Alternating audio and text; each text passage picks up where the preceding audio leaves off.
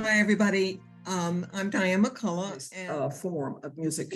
France, that was a big contribution of France into the orchestral world. And it was his orchestra in France that commissioned Haydn's Paris symphonies, and I think there are 6 of them. So that's a big deal. He was really well known all over Europe and in Great Britain as well. But the opera house, 3 divas at Marie Antoinette wanted him to be the head of the Paris Opera, and 3 divas said they wouldn't work with him because of being mixed race, and so he didn't get that job. The other reason that we have not heard about him, especially since he was so famous in his time and really influenced Mozart and other composers of his time, is because once Napoleon took reign, he actually had a lot of Bologna's music destroyed, even though Bologna had fought as a general under his service in that revolution. So that's Joseph Bologna's story in a nutshell. There's a lot more information here, and nowadays you can find a lot more information at that. Well, you've heard now a couple of times. This is from the LA Opera American premiere of The Anonymous Lover.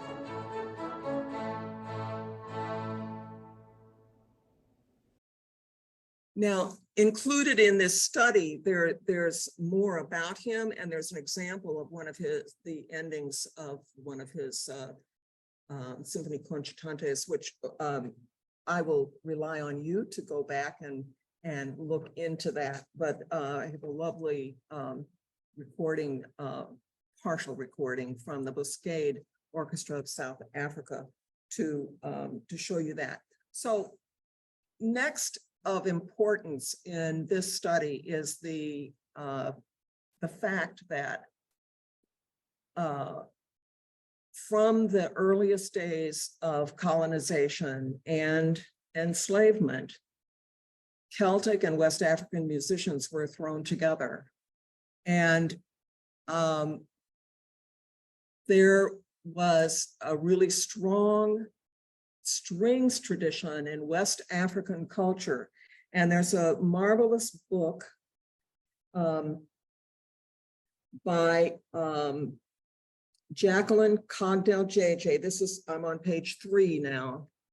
And it's called Fiddling in West Africa. She lists 89 different ethnic groups in 16 countries where a 1-stringed bowed instrument is played. So here are examples of lute harp, which is a kora, and a riti, which is the 1-stringed bowed instrument. See if we can get the thing. Can we stop screen share just for a second? Please excuse me for a moment. Can we stop share for a second? And then reshare the same. Share screen. Exactly what we did. Click the audio share button. These 2 click and voices, right? So here we have to do this. Okay. Yes, and then back to your routine.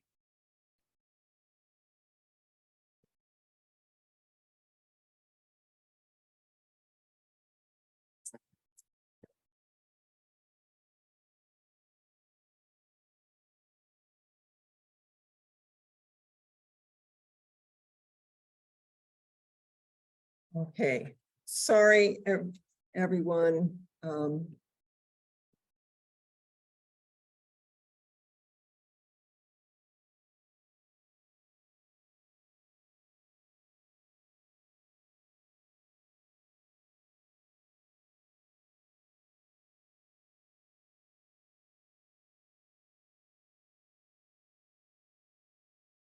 All right, well, now I can't get my slideshow back up.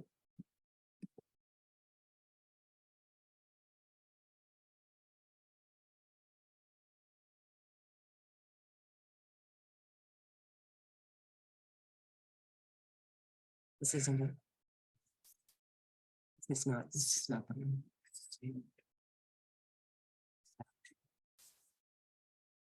Example of technology in the classroom we have one. You have to use these. Is it this one? Maybe?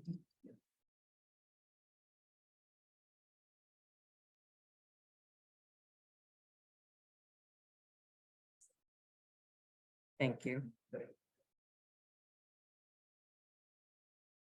Is this recording thing? It's great. Nothing is working now. Nothing's working now. It doesn't play. This does not have music, this slide doesn't. Oh, okay. But the next one isn't working either. And it doesn't have. We're not on the slideshow. Okay, that will work.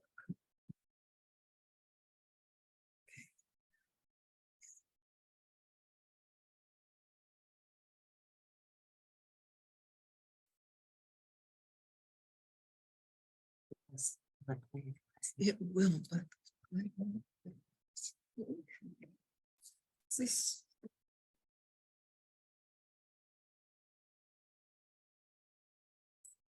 Okay, well, we're gonna try and proceed from here, Sorry. I guess. I hope everyone, I know you all can hear me. So. So I was explaining about the Cora and the Riti, which are both Wolof names for those instruments.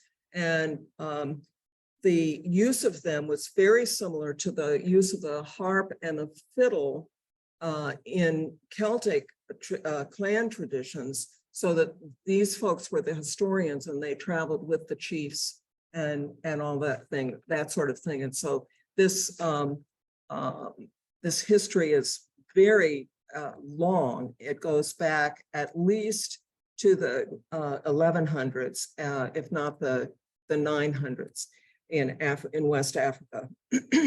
And this Riti, this one-stringed instrument, is extremely sophisticated. There is a reference in the addendum to Jules de Camara, who is a Riti player, and he can play almost any style of music on that one string. And the whole overtone system is used, and it can sound like a flute. It's very sophisticated. So, and just almost unknown in the Western world. So my thesis is that these musicians, we know, and I'll talk about it later, but we know that there were a lot of people from Senegal and the Gambia. These instruments are especially prevalent in those areas that were enslaved very early on, and very, very many musicians. So it's just, once they got slammed together with the Celtic musicians, they started playing the music. And so one of the things that I discovered, and there's a lot more depth about that in the study, is that there's a record of that. Old Williamsburg, Virginia has published some manuscript little books, tiny books that, and that's mentioned in this study, that say that many of the players for the dances and everything were Black players, and this goes way back to the beginning. And then we have information. This, by the way, is a beautiful example of singing, telling a story, singing with the accompaniment of chorus, but we don't have time to go into it. But how large is that? Looking up there. Oh, it's not moving, is it?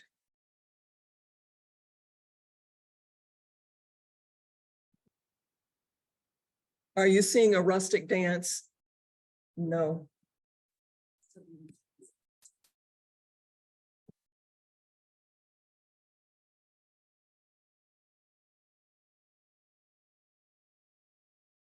I have a feeling that you're looking at your PowerPoint and that's not what's being projected right now. So is there a way you can minimize this window? And that's what they're seeing.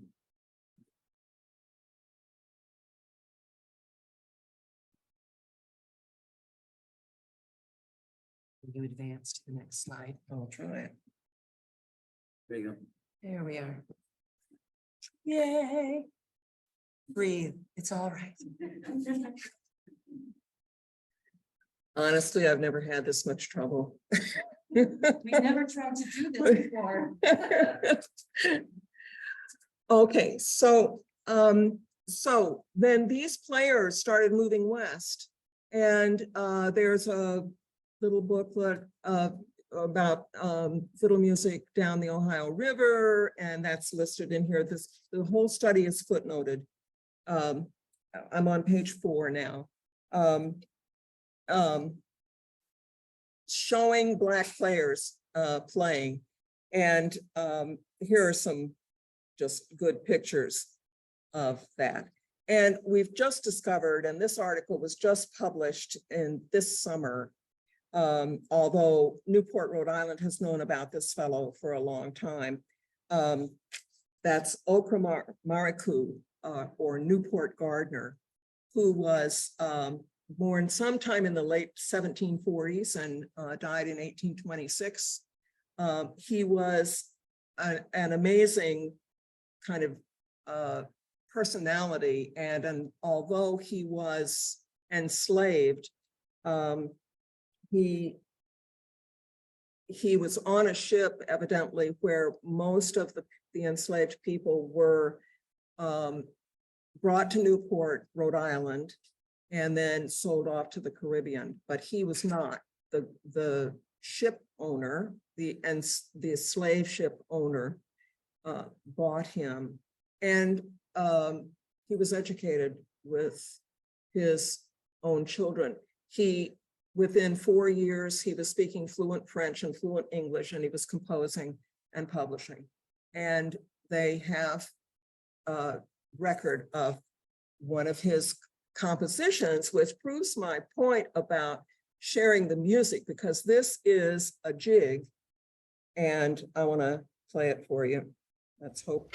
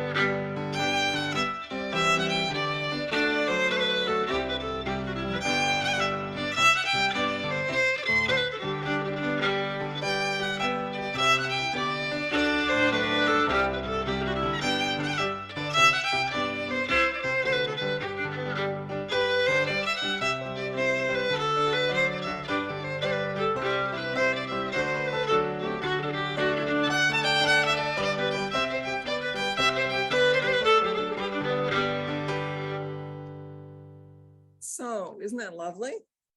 And he was evidently then the first Black composer to be published in the United States. Let's see, 1780s. So yes, it was the United States by then. So and he became quite important in Rhode Island, in Newport, Rhode Island. And they have a lot of information about him, and I believe a whole museum for him. Okay, so So here are more examples of Black players playing, as you'll see in the barbershop painting, that's a mixed race band playing, and it's fiddle, cello, and guitar in that case. And on the right, the Eastman Johnson painting, this gentleman is playing for, I mean, it's not even, looks like it's not even for a dance. He looks like he's playing for a fairly large family who just don't look especially wealthy or anything. So, and that has to be sometime around, well, it's 1866, so just after the Civil War. Then these musicians came all the way across into Missouri and right into the 40s and 50s. Bill Driver and Bill Caton were playing and playing all over the state for Black and white dances both. And our state folk music center has some recordings, and the Jake Blount website has recordings of these men actually playing their own music. So they played traditional music, old time music, you know, square dance music, and they wrote their own tunes as well, very active. So then we come down to Appalachia, which we all think of as, you know, Anglo-Saxon territory, which it really wasn't. And this book by Phil Jameson talks specifically about dance forms, but he shows how various even specific steps come down to Scottish, Irish, indigenous people and African heritage people that were living in Appalachia.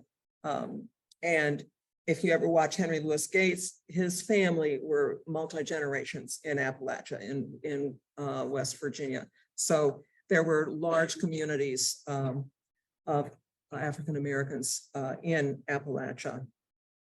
So even going further, all kinds of folks played violin, including cowboys. This is an ensemble from Atlanta.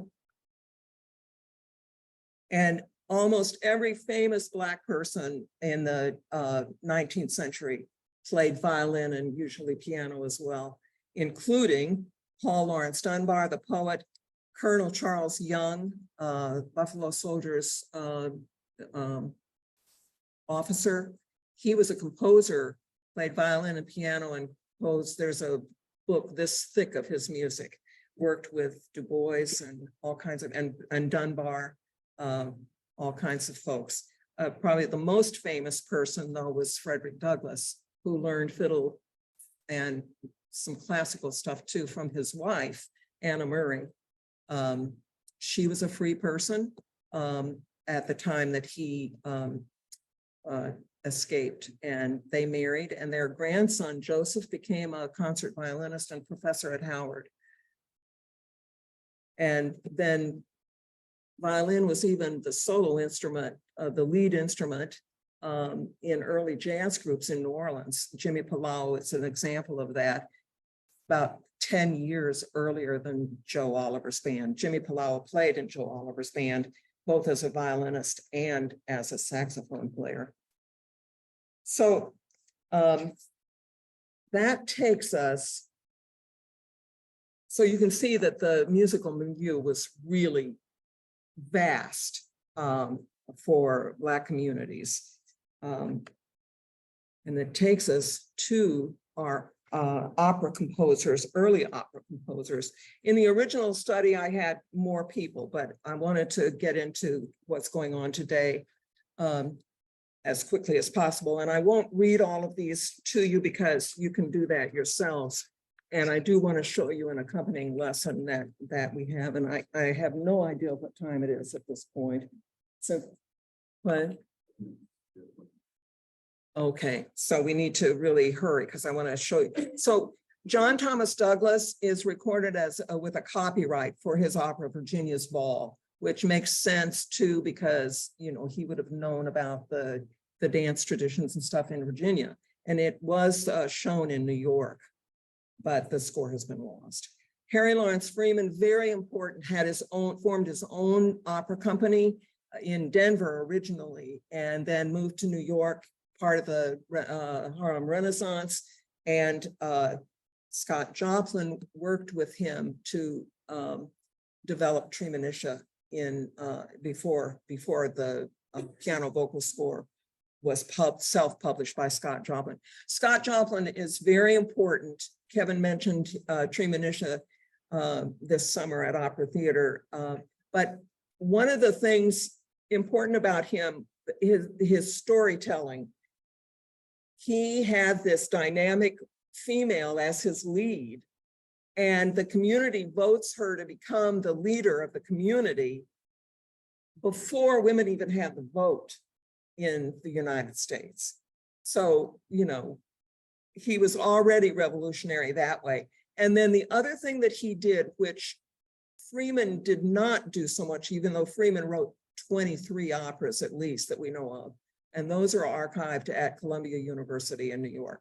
But Joplin incorporated these various genres, folk music, into his opera, folk music and classical ballet, and all of those different genres, he incorporated that. So that was something new for American composers. And, you know, the famous opera composers later on, white opera composers started doing that too, but it was much later that they started doing that.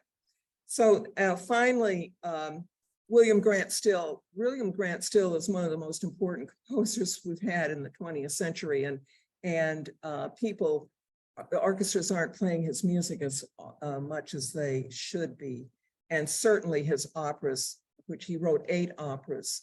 He and his wife, Verna Arvey, wrote most of the librettos, although the example that I have in this study was a joint operation with Langston Hughes and Verna Arvey.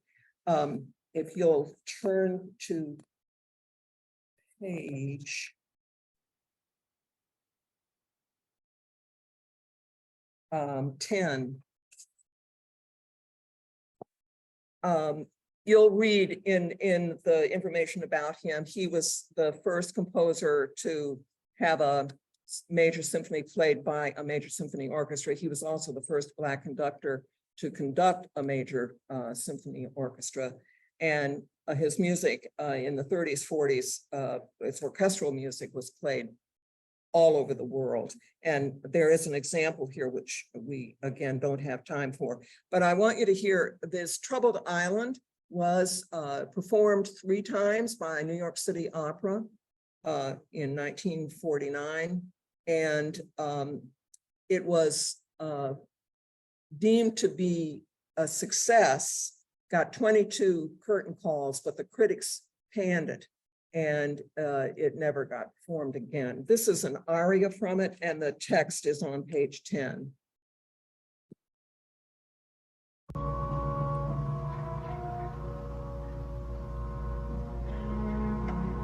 You'll notice he does not use dialect at all. So this is an opera about the Haitian Revolution.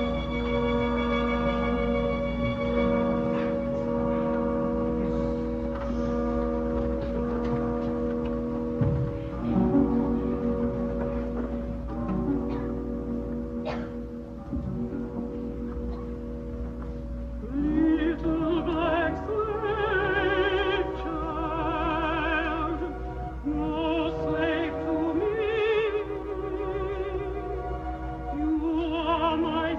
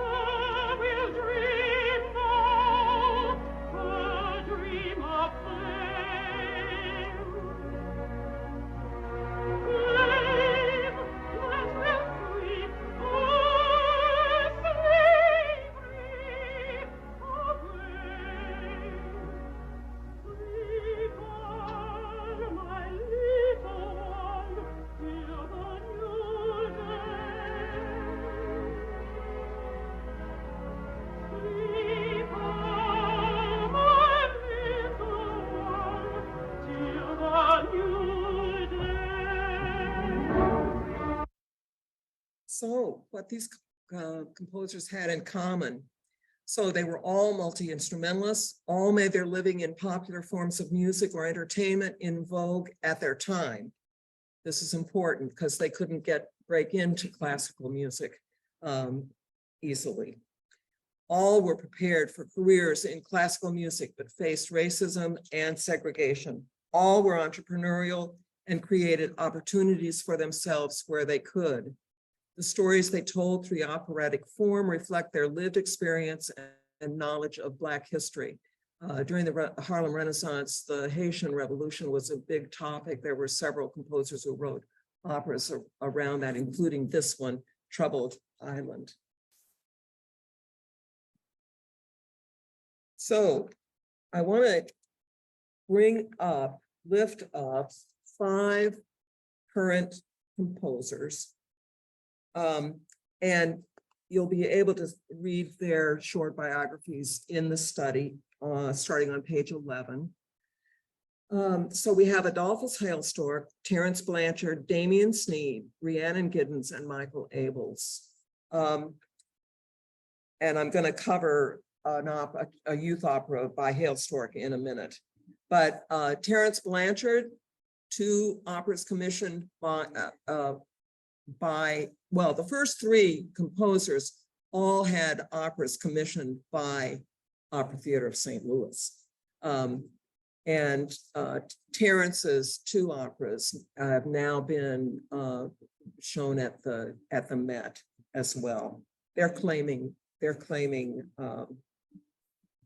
credit for that. Yeah. So these are names to keep track of. Damian Sneed wrote the reimagined version of Treemonisha this year, and so he included the story of Scott Joplin around the story of Treemonisha. I loved it. And Rhiannon Giddens and Michael Abels have this new opera out called Omar, which won the Pulitzer Prize in 2022. And it is a true story. So these composers, and we'll talk about Joshua's Boots by Adolphus Hailstork in a moment. All of these stories are actually, meet the statements I said about the topics they chose. They're talking about lived experiences among people and knowledge of Black history. So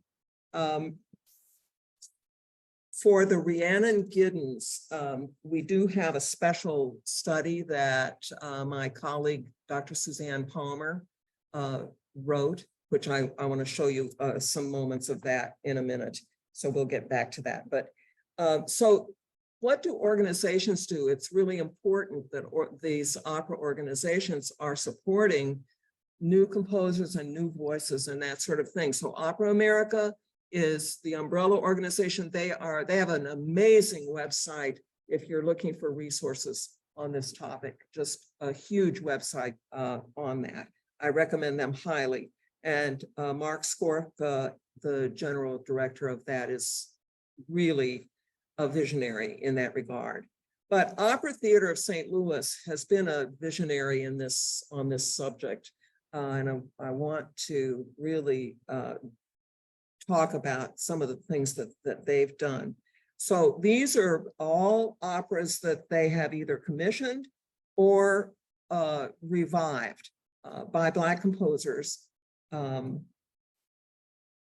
And they are known as an opera company that commissions new operas. I think they have 25 or more that they've commissioned over the 47 years of their existence.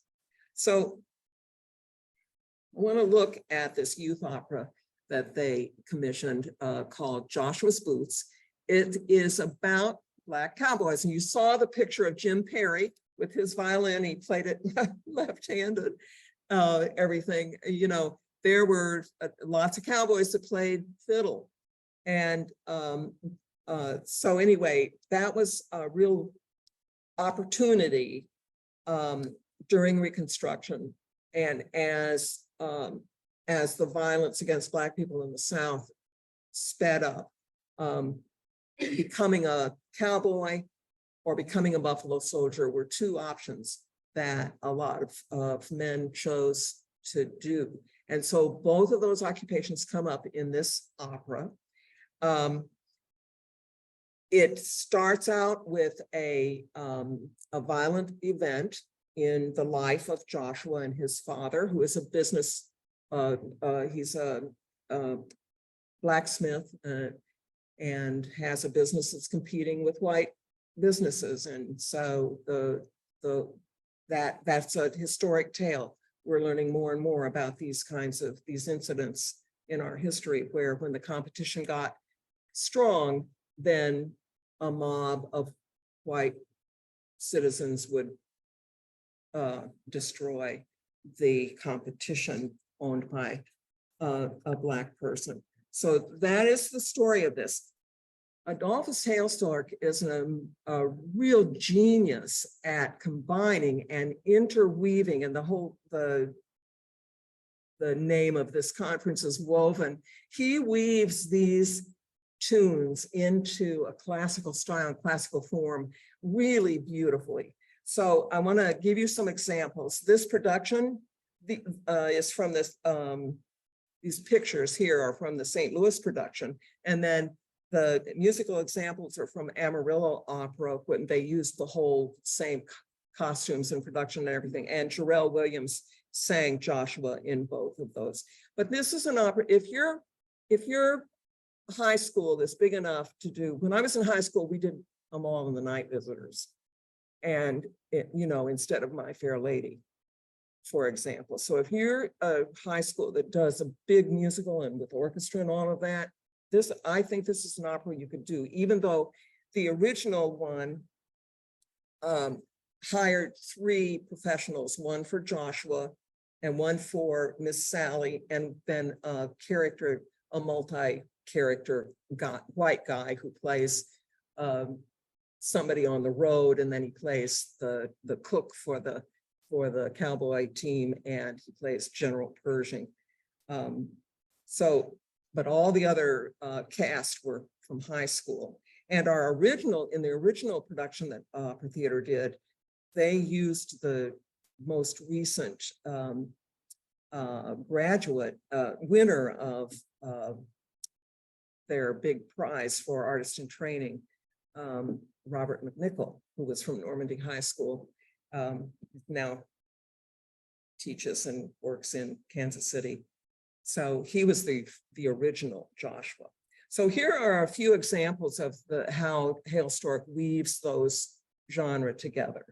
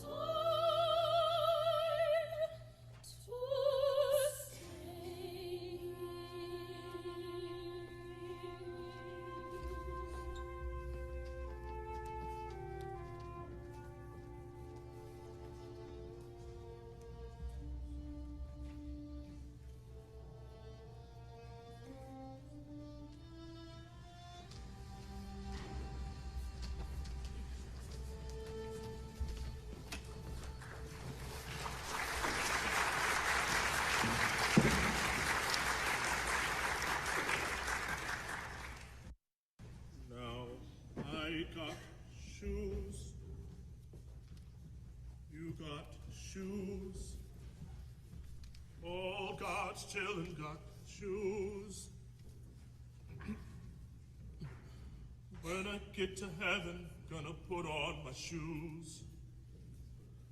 I'm gonna walk all over God's heaven. Now I got shoes, you got shoes, all God's children got shoes. When I get to heaven, gonna put on my shoes. I'm gonna walk all over God's heaven, heaven. Everybody's talking about heaven and getting to heaven, heaven. Gonna walk. Hello. Goodbye. Goodbye, maybe I'll see you out on the range. Good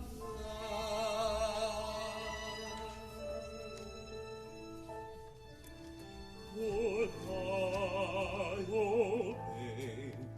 I'm a leaving China. You'd rather sunny, Frank must have fallen to the world out back. And if he ain't, he gonna wish he did. Sally, He gonna need some Joshua. so Miss Sally, and you if My feet never win. Sally, whatever happened, do you think? Was it possible I could be a wrangler like that cowboy there? Joshua, the man who can find a voice, like a dog, he does like a bird, share his clothes, and leave a nest. That's a cowboy.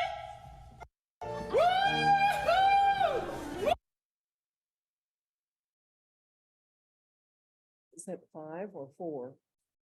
4 minutes. Okay, well, this is the finale, the final scene, which is really wonderful. And all of these materials will be available for you. There is information on programs for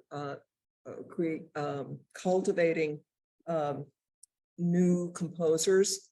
And it's called the New Works Collective, the Opera Theater made. And this is really, there are commissions in a lot of other companies right now, but this formula that they developed takes the decision-making out of the hands of the highest administration within the company. They formed a panel of 10 St. Louis artists from various fields, all from the BIPOC community, so Black, Indigenous, people of color community. And that is the group that decides, they invite applications and they decide who's going to get the commissions for three short 20-minute operas. And the first cohort was last season, I should say, in March. It was fantastic. This is the group. Trayvon Griffith happened to be a student of mine in 8th grade. And we wrote an opera about Dred Scott. Naturally, he was the main musician. So, but they have a new panel for this year, and they're in the process of looking at applications for the cohort for next March. And then we've had the artist in training program for a long time.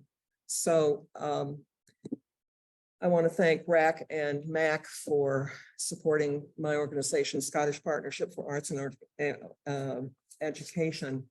The study has a bibliography addendum with a lot of links.